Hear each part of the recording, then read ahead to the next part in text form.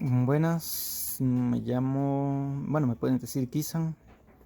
Voy a dar el estudio de la Biblia, que se llama La Biblia tiene contradicciones. En realidad es una pregunta muy común que se hace las personas, o que muchas veces usan los ateos o gente que quiere contradecir la Biblia para decir que la Biblia tiene muchas contradicciones, pero en realidad no es que la Biblia tenga contradicciones, sino que este lo que pasa es que en veces sucede que las traducciones no están muy bien hechas, porque es muy difícil traducir algo que tiene en veces palabras que no existen, o que hay cosas que no existen y otras cosas que sí, entonces en veces es complicado y es solo una traducción, entonces no es literalmente la original. Pero aparte de eso hay otras cosas que son muy claras, como podemos ver el ejemplo que dice aquí que Mical no tuvo hijos, y después dice que Mical tuvo hijos, o que dice que Axalón no tuvo hijos y después dice que Axalón tuvo hijos.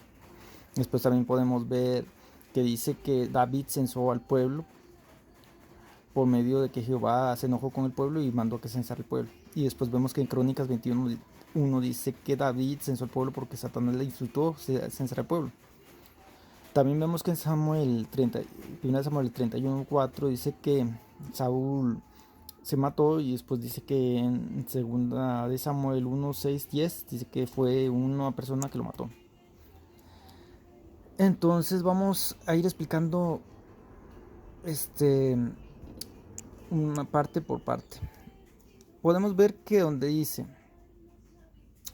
que primero es que Dios, muchas veces cuando vemos que hay unas contradicciones o que la Biblia las tiene muy separadas y uno se queda enredado por eso porque no sabe dónde está, o dice de ahí porque dice eso, después dice otra cosa, pero la respuesta siempre está en la Biblia.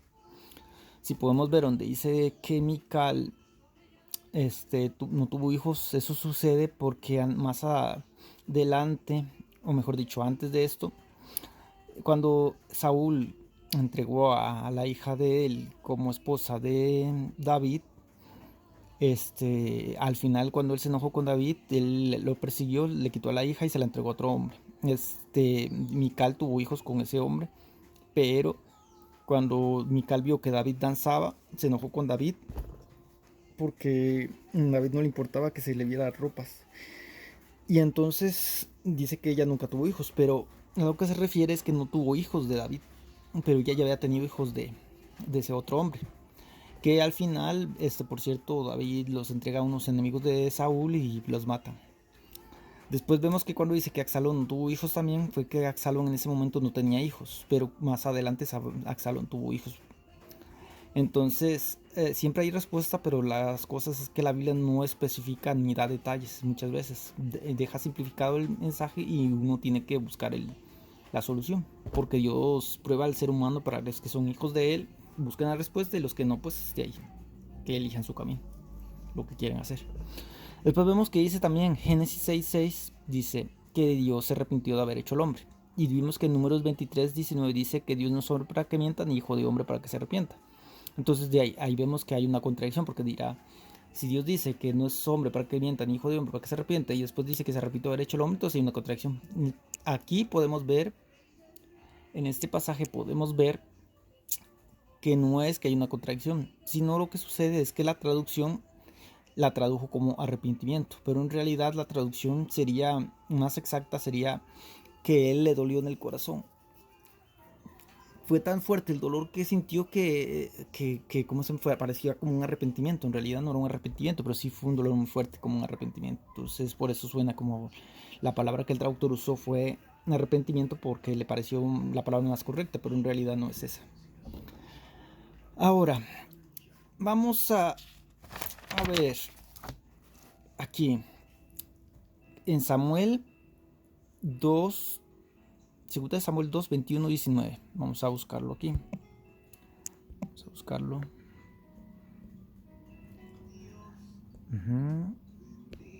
Vamos a buscarlo. ¿Dónde está?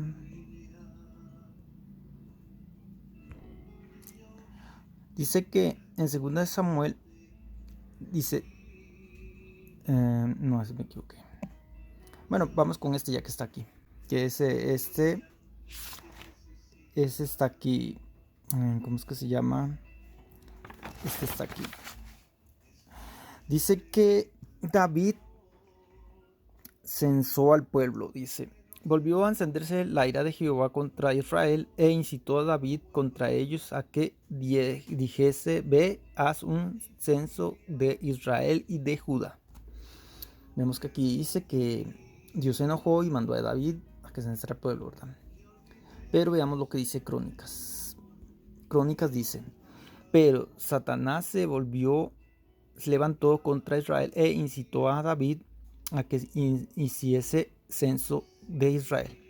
Vemos que aquí en Crónicas dice que fue Jehová el que incitó a David a que censara al pueblo. Pero después vemos que en Crónicas dice que fue Satanás. Entonces tú no dices, mira, aquí explica quién es el que lo está haciendo. Es decir, Satanás es Jehová. Pero de eso se agarran ahora ha salido muchos videos en YouTube, por cierto, que dicen que Satanás es Jehová y que por eso es tan diferente uno del otro, que el Antiguo Testamento era Satanás el que gobernaba y en el Nuevo es Jesús. Pero eso es una cosa totalmente ilógica y contradictoria, porque el mismo Jesús decía que él venía en nombre de su Padre y explicaba a los profetas de hablaban de él y todo eso. Entonces no tiene sentido lo que dicen, porque las profecías del Antiguo Testamento se cumplen en Jesús. Pero la explicación, vamos a seguirnos, voy a darles la explicación por medio de un pasaje. Vamos a irnos a Job para que encuentren o vean la explicación de estos pasajes. Vamos a ver qué dice Job. Está Job.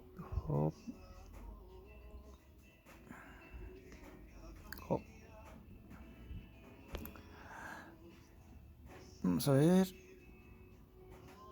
Dice Job 6, Job capítulo 1, versículo 6 dice: un día vinieron a presentarse delante de Jehová los hijos de Dios, entre los cuales vino también Satanás.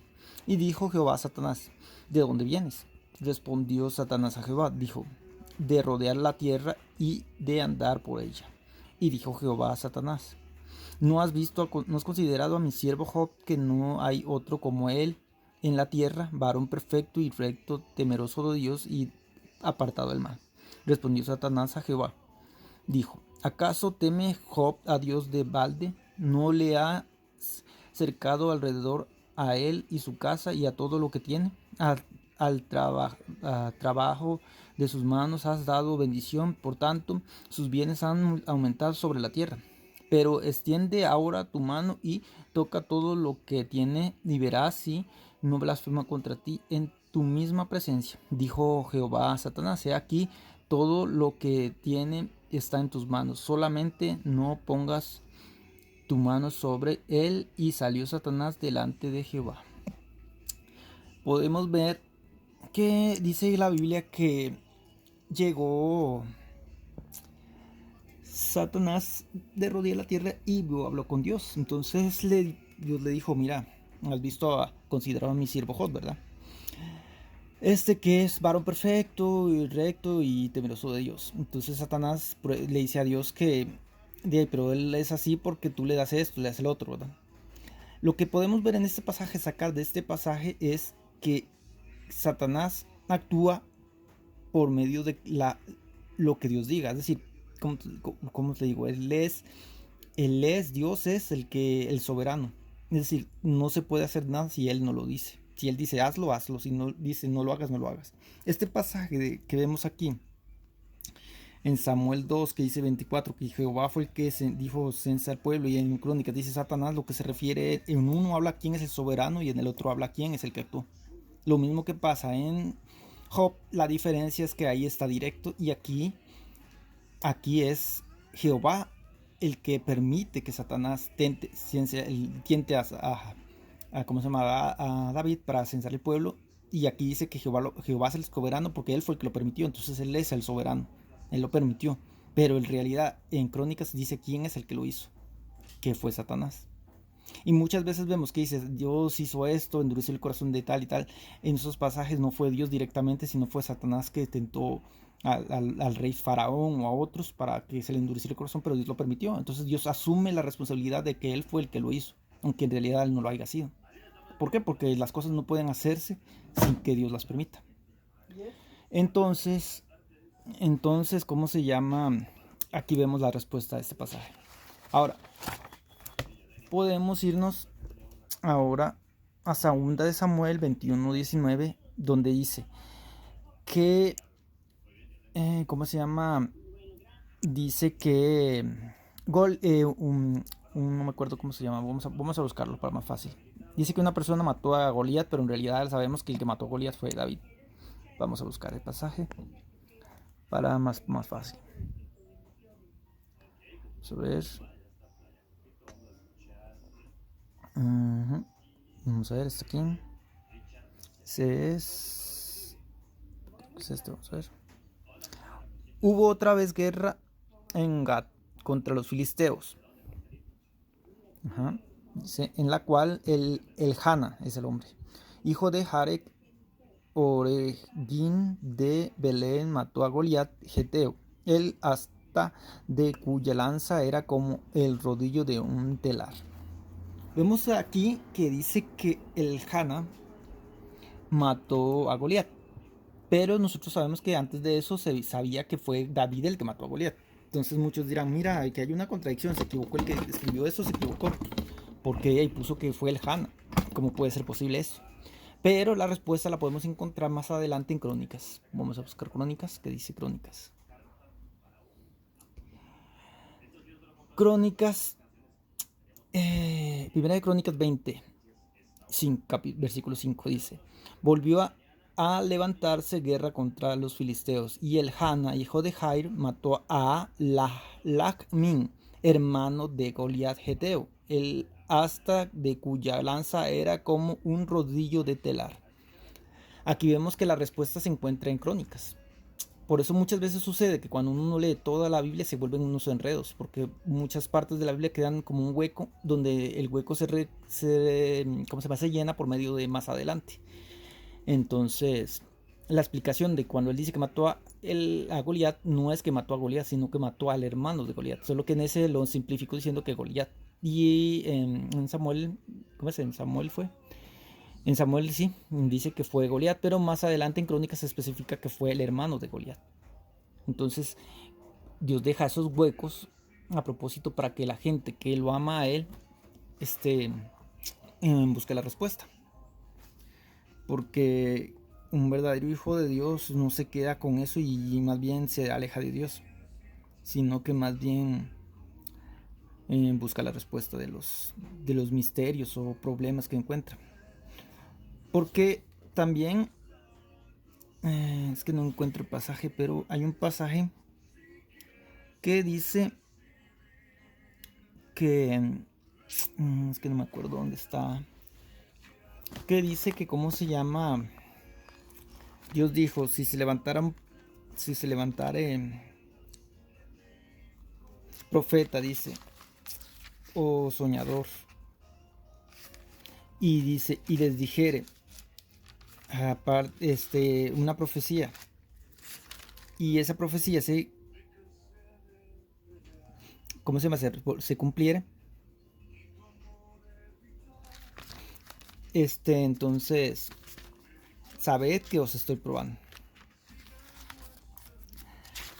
Ese pasaje, es que no me acuerdo dónde está, pero voy a ver si puedo encontrarlo. Vamos a ver. Entonces, ¿qué quiere decir? Lo que quiere decir esto es que Dios nos pone a prueba, no porque Él no sepa lo que nosotros, porque también eso pasa, que mucha gente, ¿por qué nos prueba si Él es Dios y tiene que saber todo, no? No es que Dios no sepa las cosas, la prueba es para nosotros mismos, para que nosotros mismos y la gente que vea esa prueba aprenda, porque por medio de lo que sucede o que nosotros vivimos aprenden otros, y esa enseñanza es para nosotros, no para Él, y porque Él no sepa, sino que Él nos pone a prueba para que nosotros seamos un ejemplo a otros. Pero Él lo sabe todo, ya eso se sabe.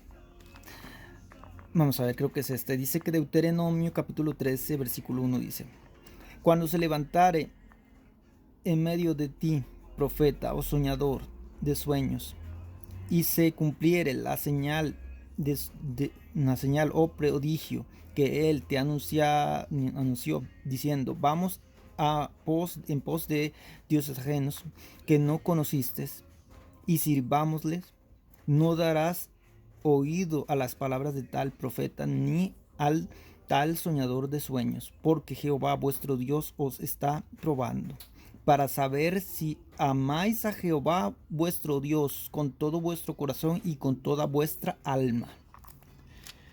Podemos verlo que aquí ya está, capítulo 13, cuando se levantara el profeta. Podemos ver que, ¿cómo se llama? Dios dice que los está probando para saber si amáis a Jehová vuestro Dios con todo vuestro corazón y con toda vuestra alma. Porque una persona que realmente ama a Dios no va a dejarse influenciar porque hagan prodigios y milagros y esto y el otro. Un verdadero hijo de Dios va a seguir la palabra de Dios constante y no se va a apartar ni izquierda ni para derecha. Mientras que la gente que no es verdaderamente hijo de Dios y está solamente por intereses o por miedo o porque se va a condenar o esto o lo otro, cuando descubren que su verdad, que es la Biblia, es mentira y que fueron supuestamente engañados, o que la ciencia demuestra que la Biblia está equivocada, se apartan y no buscan la solución a los problemas, sino que más bien lo que hacen es apartarse. Mientras que un verdadero hijo de Dios, cuando encuentra una cosa que es complicada en la Biblia, que realmente pareciera que fuera real, busca la solución. Y gracias a eso, pidiéndole en oración a Dios, el mismo Dios nos revela la verdad. Porque muchas veces está que no encontramos tal vez la respuesta por medio de leer y estudiar y esto y lo otro, pero Dios mismo le llega la respuesta de Él, directamente de Él. Pero es un verdadero hijo de Dios que Dios mismo le da la solución. Pero los que no son hijos de Dios se apartan. Como dijo Jesús, y también dice Juan, que un hijo de Dios verdadero, una persona que sigue a Dios, nos oye, pero los que no son hijos de Dios no nos oyen. Eso sucede. Entonces, por el momento, este es el tema que vamos a estudiar, porque aquí hay muchos temas que estudiar. La Biblia tiene mucho tema que estudiar. Bueno, también hay otra cosa que se me había olvidado, porque van a salir varias contradicciones. Por eso es lógica que hay muchas cosas complicadas que no tienen en veces explicación, pero como digo, yo doy una solución a algunas que yo he visto y pues gracias a Dios he podido descubrir y aprender. Pero hay otras explicaciones que tal vez lleguen y no las sepa yo, pero eso no quiere decir que no tengan solución. Llegará el momento en que, si Dios quiere, me va a enseñar qué es la solución o no. Porque aquí me salió una que podemos ver aquí. Dice que en Marcos 2.26, vamos a buscarlo, Marcos 2.26. Dice que en Marcos 2.26, ¿dónde está Marcos 2.26? Marcos 2.26. Aquí está. Como entró en la casa de Dios siendo Abiatar sumo sacerdote. Vemos que dice que fue en ese momento cuando David entró a la casa de Dios para comer los panes de la preposición, para darle a los que estaban con él, el que era sumo sacerdote se llamaba Abiatar. Pero vemos que también en primera de Samuel 22, vamos a buscarlo. Samuel 22 dice que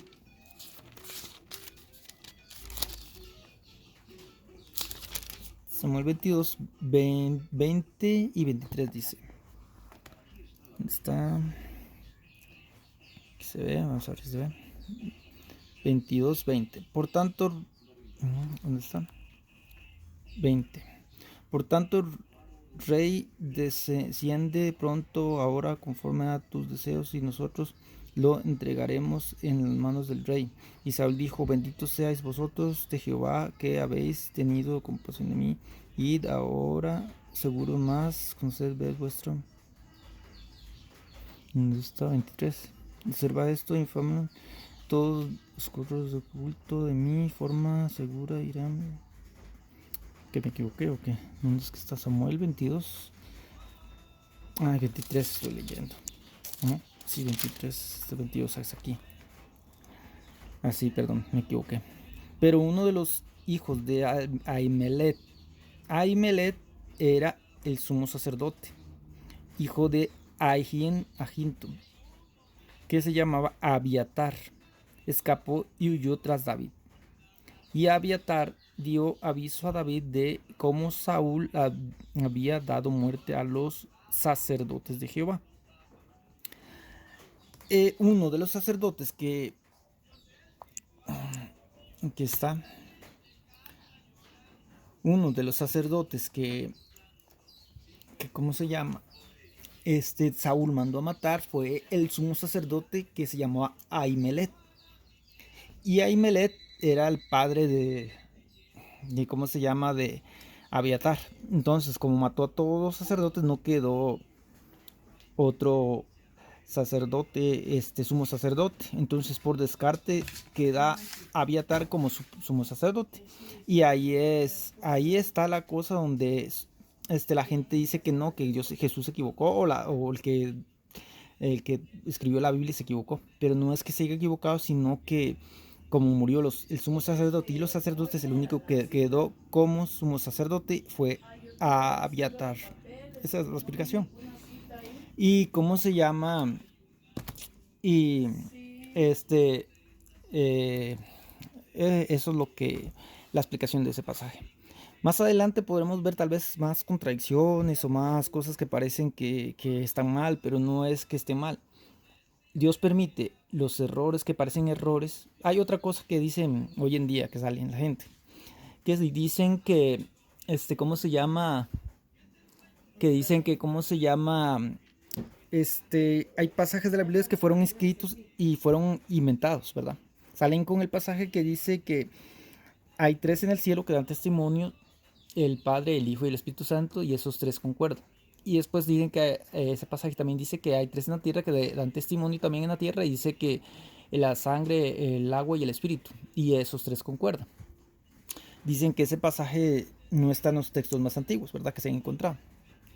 Pero lo que ellos no entienden o no entienden o se hacen que no, o quieren negar, porque normalmente lo que pasa es que quieren negar, que no es que esos pasajes no estén metidos, digamos que no sean más antiguos que otros. Lo que pasa es que se les olvida que Dios es soberano, que es omnipotente, omnisciente y omnipresente. Mi pregunta para ellos, que yo siempre le hago a una persona que piensan eso, de que la Biblia ha sido alterada y todo esto y el otro, y que no creen en Dios. Entonces yo les digo, bueno, si usted cree que Dios existe un Dios omnipotente, omnisciente y omnipresente, entonces mi pregunta es, ¿usted cree que un Dios omnipotente, omnisciente y omnipresente no tiene el control de todo? ¿Cree que Él va a dejar que su palabra sea alterada y no haya una verdadera palabra? Entonces, ¿cómo se llama la solución? Es decir, ¿cómo se llama esto? ¿Qué iba a decir? Él permite, como siempre lo ha hecho, esas cosas que parecen que no es cierto, que no, para que la gente busque la solución. Y como yo les digo a ustedes, la Biblia si tiene algún libro o no tiene un libro, es porque Dios lo permitió. Y la Biblia que cada uno tiene es porque Dios permitió que tuviera esa Biblia. Entonces, mientras la Biblia no se contradiga y si uno la lee y ve que es exactamente igual, podemos ver que entonces la Biblia es la palabra de Dios. Como dijo Pablo, toda la escritura es inspirada por Dios y útil para enseñar, para corregir, para instruir en justicia, para que el hombre de Dios sea perfecto, enteramente preparado para toda buena obra. Y dice toda la escritura. Entonces, si tenemos la palabra de Dios y es inspirada por Dios y está como está, es porque Dios lo permitió. Entonces, no podemos minimizar a nuestro Dios como si fuera un Dios común y corriente, sino que Él permitió eso a propósito. Y si la Biblia está como está, es palabra de Dios. Si un texto en más antiguo no estaba y después aparece en más antiguo, uno puede sacar, digamos, podemos sacar alguna cosa. ¿Qué tal si ese texto que encontraron más antiguo fue que el que estaba escribiendo lo empezó la persecución y él no le dio chance de terminarlo, lo dejó así? y encontraron ese texto, pero los otros más antiguos, donde sí estaban, no aparecieron. Y Dios lo permitió. Y por eso vamos a quitarlo, porque como no encontraron el que fue, ¿cómo se llama? No terminado, lo encontraron, y el otro que fue agregado. Otra también puede ser que Dios en ese momento no quiso que se publicara ese pasaje, pero más adelante se publicó. Dios le dijo, públicalo ahora. Y en ese tiempo no quiso publicarlo porque por lo mismo, porque Él permite todas esas cosas a propósito para probar a los hijos de Dios. Entonces no podemos limitar el poder de Dios ni a Dios mismo. Si Dios permitió la palabra de Dios así como está, es porque le quiso. Entonces, bueno, esto es lo último que voy a decir. Muchas gracias por todo y espero que les haya gustado, y más adelante voy a seguir dando más estudios de la palabra, diferentes temas como lo de los tatuajes, como lo de los testigos de Jehová, los adventistas y todo eso, que para darles respuesta a cosas, preguntas y cosas que la gente no sabe, y que nadie los engañe, porque la palabra de Dios es eficaz y más cortante que una espada aguda. Y ella tiene siempre la respuesta, porque yo cuando hable algo mi base va a ser sustentada por medio de la palabra de Dios. No voy a decir algo que no está en la palabra de Dios ni transversara, porque eso a Dios no le gusta, y trato de tener mucho respeto con la palabra de Dios. Si algo creo yo, voy a decir esto lo pienso yo, pero no quiere decir que es la realidad, porque uno también puede creer una cosa sin tener la realidad, ¿verdad? Así que muchas gracias, un saludo desde aquí. Y cómo se llama, los saludo aquí, San, me despido y gracias y adiós.